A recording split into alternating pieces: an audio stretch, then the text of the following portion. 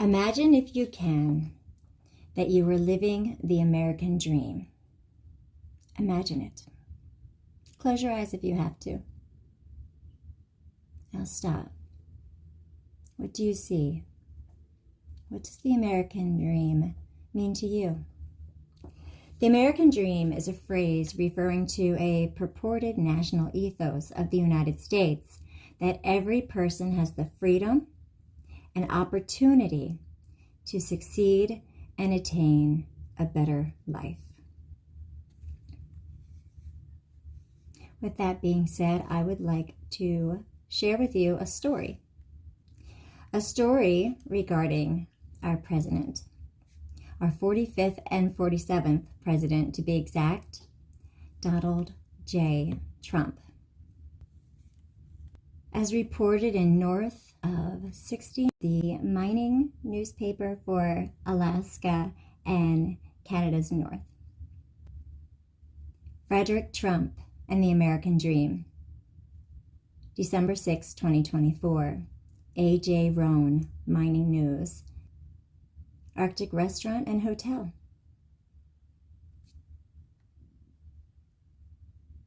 I see something rooms. A restaurant is over there. What a weird. Where's the entrance? Oh well, it's a cool photo. This looks like something you would see out in Montana.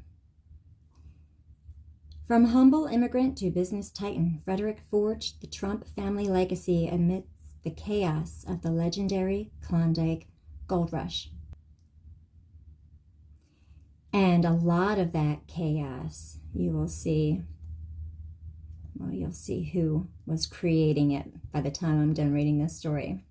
Few periods in history capture the spirit of reckless adventure and raw ambition like the Klondike Gold Rush. Among those drawn to the North was a young Bavarian immigrant with a name that, unbeknownst to most at the time, would one day become a household name: Trump. However, this isn't the Trump that most people know today, but his grandfather, a young man who saw an opportunity not in the uncertain prospect of finding gold, but in the needs of those willing to risk everything, choosing instead to mine the miners and plant the first seeds of what would grow into an empire. So that would make Trump just second generation. So I guess he probably doesn't have a whole lot of skin in this game. As the 19th century drew to a close, the final years witnessed a last great rush, an event that marked the closing of an era and built the foundations for the North to become what it is today. Known as the Klondike Gold Rush, it forever changed the fate of America's northern frontier, transforming quiet camps into bustling boom towns and reshaping the lives of countless people for generations to come. One such life was that of Frederick Trump. Rather than panning for gold like so many others during the Klondike Gold Rush, Frederick chose a different path, panning essential services to the prospectors who traveled north. Essential. Drawing on his experience running a restaurant and hotel in Seattle, he established a business that offered food, lodging, and other comforts, carving out a profitable niche amidst the chaos. But that's not the story I'm going to tell you. The story I'm going to tell you is just a little different. This is a different story of the same man. Him at 18.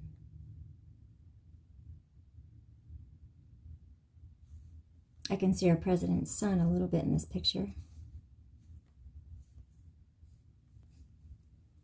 Oh, here we go. The Poodle Dog Restaurant. Now look at the colors, right? I think Trump changed the colors. What do you think? When he changed the name, I bet he changed the colors. He might have kept the logo, though. Look at that pink. Wow. Yeah, it just screams Jezebel, doesn't it? It's a way to a man's heart is food. Friedrich and Elisabeth Trump with their children from left to right, Fred and Elizabeth and John in 1915. Cutie pie. Oh, cute kids, cute family. She looks like a good German wife. Kind of reminds me of my Oma a little bit. That's my grandma. That's my grandma's. I ate my grandma, and it took a week because she was absolutely humongous. That's not the story I want to tell you about. The story that I have is a little bit different. No, the story I'm going to tell you about does not portray any sort of humble beginning. Through the Looking Glass. This grandfather of a U.S. president made his fortune illegally in prostitution and gambling. By J.J. Pryor, January 10th, 2023. Born in the small Bavarian town of Kaldstadt, modern-day Germany, Friedrich was the son of Christian and Katharina Kaldstadt.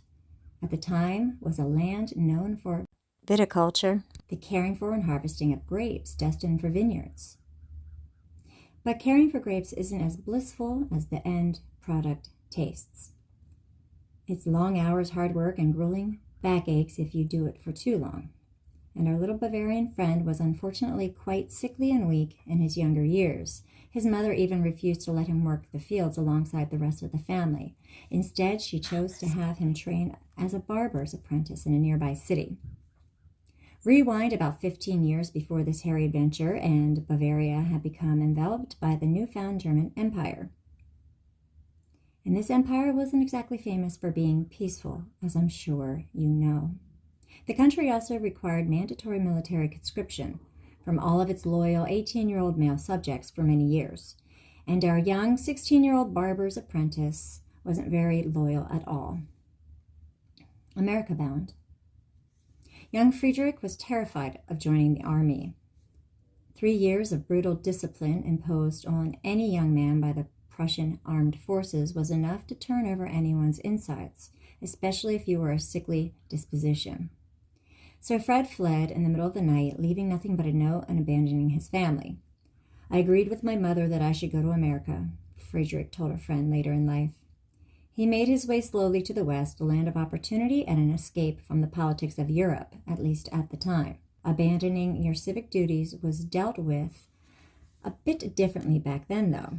No prison time awaited young Friedrich if he returned. He simply couldn't return. A royal decree was issued banning him from the country. On October 16th of 1885, sickly Friedrich arrived aboard the SS Eider ocean liner at New York's Emigrant Landing Depot, performing an illegal emigration from Germany, at least under their law of conscription. New York, New York.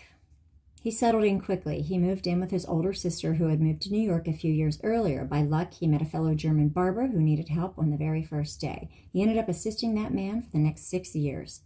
That's the land of opportunity for you. But our young Friedrich had bigger ambitions. By this point, he had saved up several $100s, around 10 grand in today's currency. He looked to the West Coast and its relative freshness compared to the overcrowded East Coast.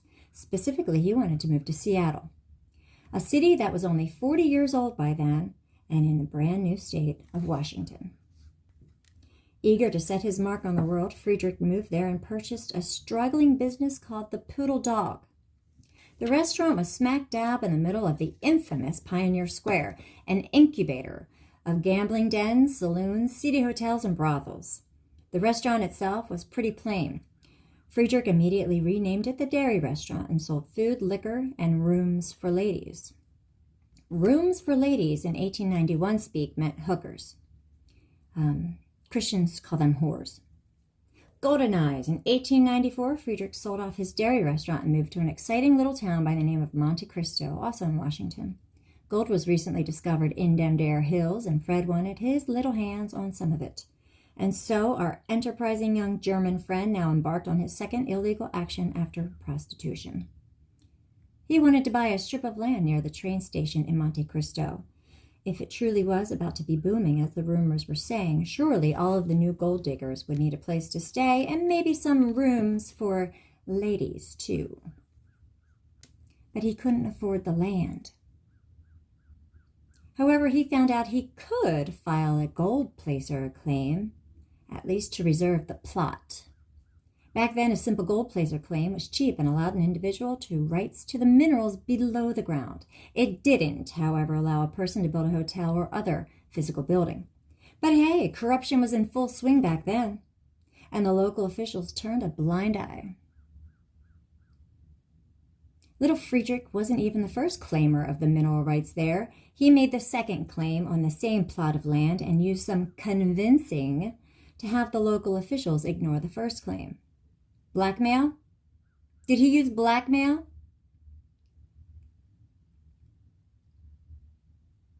Blackmail? Tisk tisk, young Friedrich.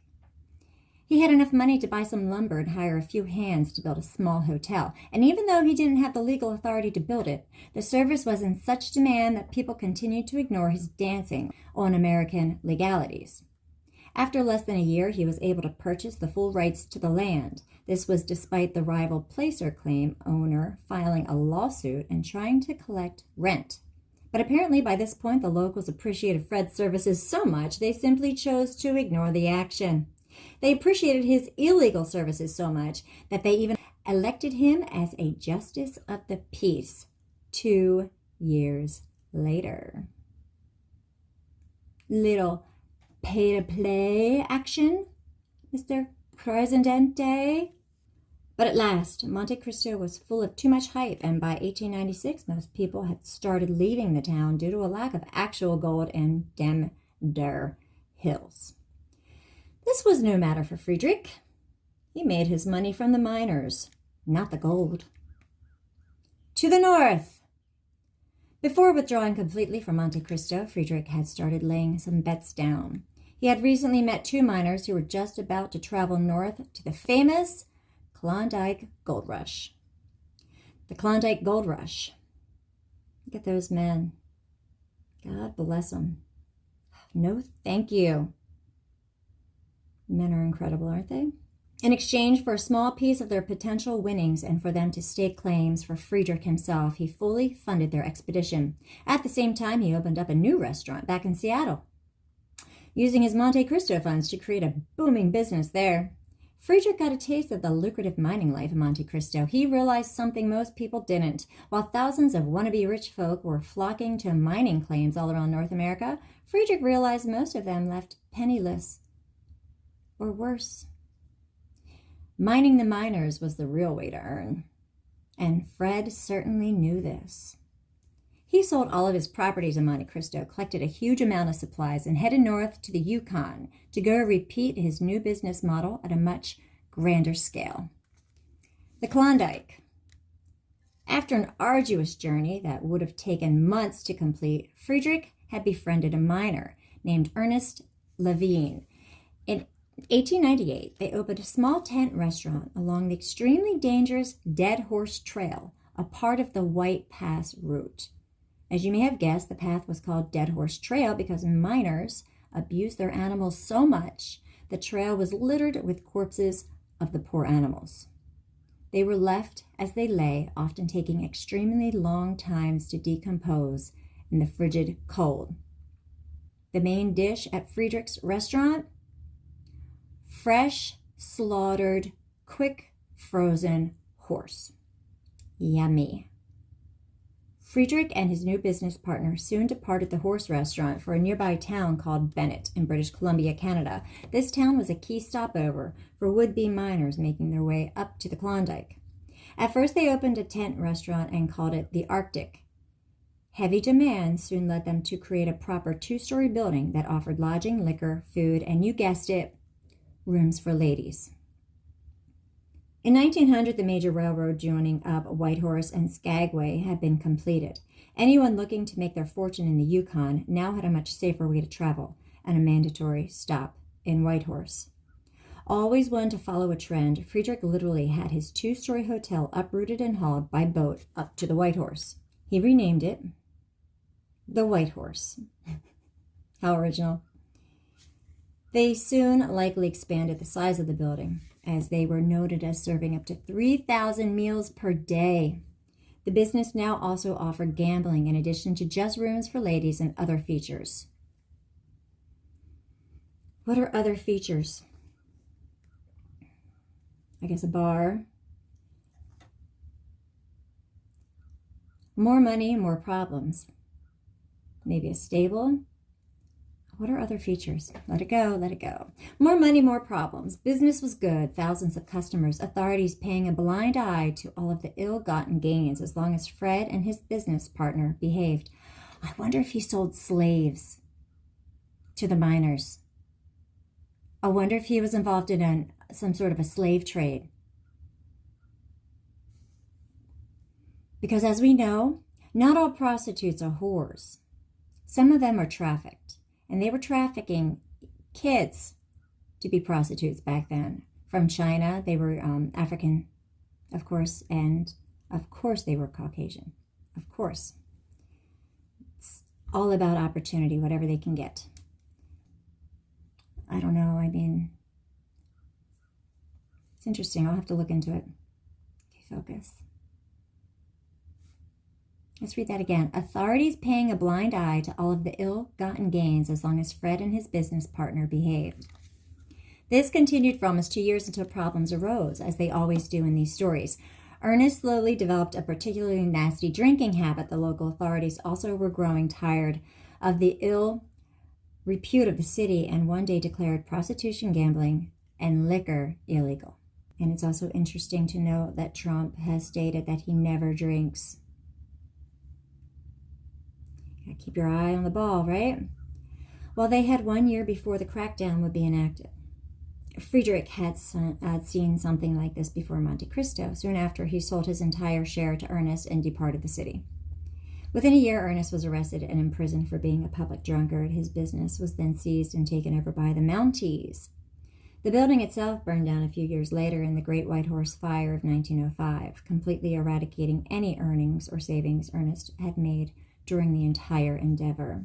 And that's the nature of the spirit. Like, she's going to use you until she destroys you. And then she's going to move on to the next. Make like a bandit. By now, Friedrich was a somewhat wealthy man. While thousands of miners lost their wallets, backs, and lives, every one of them paid the toll to Fred's business. And he got out just in time. Having nowhere in particular to go, he snuck back into his hometown way over in Germany. While there, he met and married a woman by the name of Elisabeth Christ. The newlyweds moved across the ocean back to big New York City. He got a job as a barber and hotel manager in a German-speaking neighborhood of the Bronx, where his wife would be comfortable. Shortly after, in 1904, they had their first child, a girl. Wanting to raise her in the homeland, they returned to Germany, hoping to start yet another life. While there, he deposited his entire savings of around 8,000 Deutsche marks, somewhere near $600,000 in today's currency. Not bad for a poor, sickly boy from Bavaria. But Germany had not forgotten his draft-dodging ways. Despite months of appeals and attempts to influence, he had to go. Yet another royal decree was issued forcing Friedrich and his family to leave Germany within a few weeks or be imprisoned. And back to New York they went. Lucky us, the new Americans. Back in his old new city, Friedrich and his wife got busy getting busy. They had 2 more sons over the next few years, Fred and John. Friedrich opened up a barbershop in New York, smack dab in the middle of Wall Street. A little while later, he bought a large plot of real estate in Jamaica Avenue. His family moved in there while renting out several rooms on the spot. At the same time, he gained employment as a manager of a large hotel chain nearby. While he probably had aspirations of continuing his land purchases, the world was changing. World War I was just around the corner, and the anti-German sentiment was growing stronger than ever. It was safer to maintain a small profile and a smaller fortune than to risk losing it all, especially since they were banned from returning to their homeland. A few years later, in 1918, Friedrich succumbed to a scary new sickness, which came to be called the Spanish flu. the last major pandemic to hit the world before COVID. At the time of his death, he owned 5 vacant plots of land, a large house, boarding hotel, several stocks, 14 mortgages, and some cash savings. His son Fred went on to continue his real estate aspirations. Okay, so I did the math. Friedrich was born in 1869 and he died in 1918, which would make him around, 49? Early. And even back then by those standards. All right, so his wife inherited a bit, possibly his children too. Remember, he owned 5 vacant plots of land, a large house, boarding hotel, several stocks, 14 mortgages, and some cash savings. And now we're learning the former Prime Minister of Canada works for a company named Colliers that owns a tremendous amount of mortgages here in the United States of America. I don't understand how a foreign national can own land in America unless they're also a citizen of America. I don't think anybody except American citizens should own American land. Hello? Dart. All right, back to it. Who was Friedrich? Friedrich was a German illegal immigrant who liked to skirt the law whenever he could earn a buck. If Trump eliminates the birthright clause, well, it's abused now. Now they're saying anybody who's born in America becomes an American citizen, but it's actually for people who already lived in America. Slaves specifically, so that the next generation would be free. That was why it was written. Most of the founding fathers wanted to outlaw, abolish slavery in the Declaration, but there were a handful from 4 states, I believe it was total, 2 in the North, 2 in the South, delegates who would not sign, would not go to war with England unless they took that out of the Constitution. They took it out, but they added that birthright clause. That was the compromise. It was specifically for slaves, so that their children would not be enslaved. They were free because they were Americans. That's what it means. And if Trump, think about it. See where I'm going with that? He's not going to be a legal citizen. Can't be president. So if he's going to do that, he better wait till the end of his term, or what I think he's going to end up doing is faking his own death. Anyway, let's keep going. We're talking about how Trump, who has skirted the law by being a rat, according to the research that I've done, is just like his grandfather, who used to skirt the law in order, to keep and add to his fortune. That's where we were. Friedrich was a German illegal immigrant who liked to skirt the law whenever he could earn a buck. He profited and possibly participated in illegal prostitution throughout his career. He used a loophole to avoid conscription in the German army. And when we talk about illegal prostitution, we can talk about modeling, beauty industry, and pageantry. Several times in his career, he made out with huge amounts of profits, while everyone else around him suffered monetarily or worse. Now, if you think about a certain recent U.S. president, can you see any sorts of similarities here? Our young, sickly German immigrant was none other than Friedrich Trump, the grandfather of former Donald J. Trump Sr. Friedrich's son, Fred Trump, made a fortune in housing and founded the Trump Organization, the family real estate empire. Donald J. Trump Sr. is the son of Fred Trump. The former president never knew his grandfather, who died of Spanish influenza in 1918. The Don was born in 1946. I suppose the apple doesn't fall too far from the tree, even if it's 2 generations later, which is not much. 2 generations, that's a blink of an eye. My family's been here since the 1600s. I think I'm 12th generation.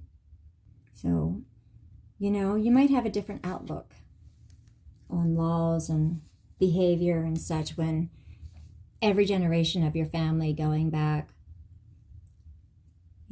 almost 400 years has fought in a war to maintain freedom. I got it. Here.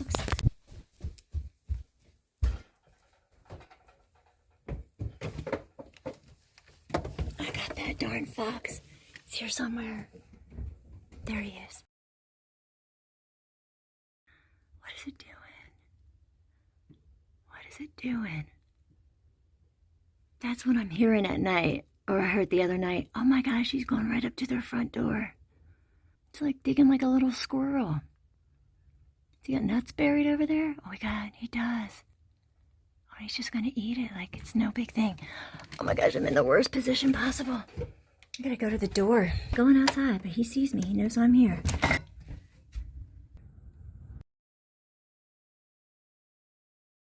In the woods. Shoo! Oh, you rabbit. What are you doing?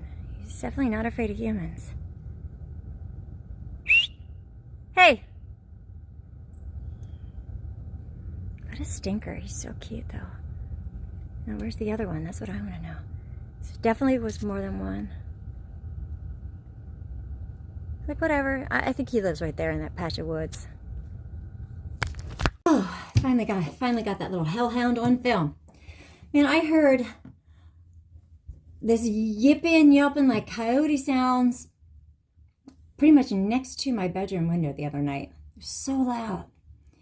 And oh my gosh, and I've heard this critter and his family for a while now. I finally got on my film. He's walking around digging up black walnuts around the property that he's hidden. I guess a storm's coming. Trying to fill up. Where were we?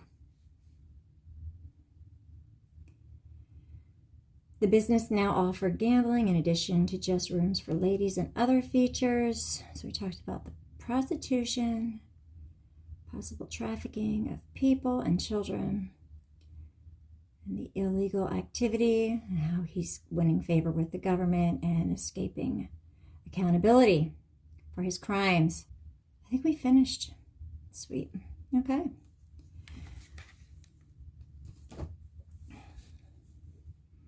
So this is why I did not vote for Donald Trump in 2016. I didn't vote for Hillary Clinton either.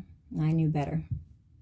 And I didn't not vote for Trump because, Hillary Clinton would look down upon me if I did.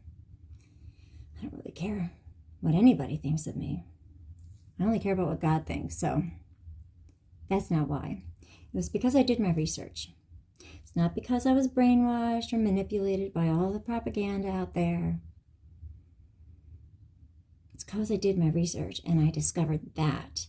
And I realized that Donald Trump is his grandfather. The apple did not fall far from the tree at all. Not at all. And I really wanted to support him and love him and, think that he was a great man who was going to come and do all these things that he promised to do to help save America. And I'll tell you, his first term, he looked pretty good. I thought, what, maybe I was wrong about him. Maybe you shouldn't judge a book by its cover or, just assume that somebody's going to be like their parent or grandparent. But his second term, wow. There were definitely red flags in the first term, though.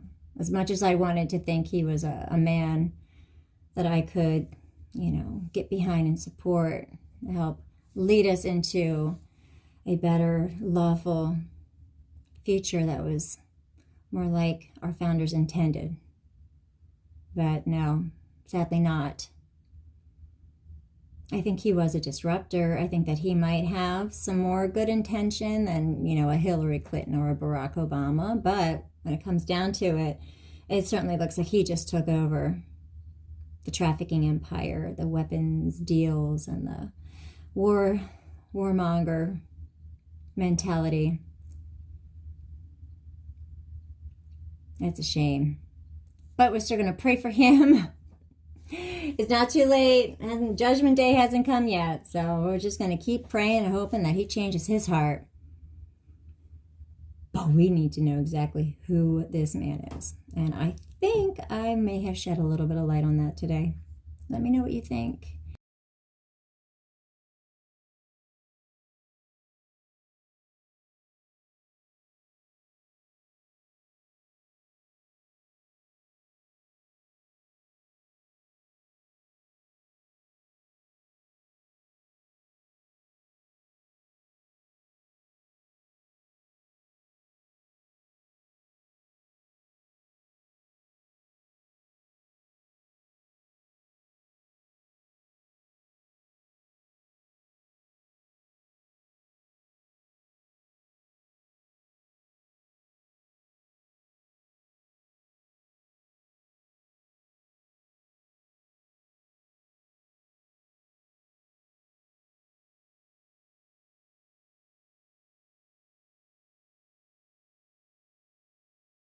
hopeful prayers for justice.